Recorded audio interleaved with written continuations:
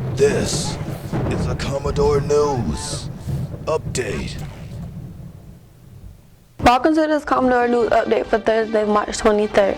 I'm Maury High. The spring sports season is in full swing with multiple events each day. On Tuesday, the baseball team picked up a 17-1 victory over Booker T. Bobby Pickrow picked up the win and Jonathan Webb scored 2 runs. In softball, the Commodores picked up their first win of the year with a 19-1 win over the Bookers. Catherine Naso struck out 12 and drove in 2 runs. In girls soccer, Abby Irvin scored 2 goals as the Commodore beat Norfolk Collegiate 4-2. Finally, the boys soccer team lost a close 1 to 4th-ranked Ocean Lake 2-1. Ali Jamie scored the lone goal for the Commodores. Now, here's Dylan Lim in the control room with details about today's upcoming event. Thanks, Amani. Today, 4 Commodore teams will be in action. The girls and boys tennis teams take on Churchland. The girls play at Churchland while the boys play here at Maury. Matches begin at 3:30. The softball team hosts Gloucester here at Maury at 5 p.m. Finally, the girls soccer team takes on Bayside at Powhatan Field. Game time is 5 p.m. On Friday, the softball team travels to Granby for a game with the Comets. Game time is 4 p.m. Meanwhile, the JV baseball team plays the Comets here at Maury at 4 p.m. At 7 p.m., the boys soccer team takes on Armstrong at Powhatan Field. Game time is 7 p.m.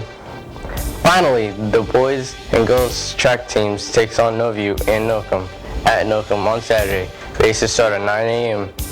Get out and support the Commodores. Back to you, Amani. Thanks, Dylan. Here's what happened at MHS.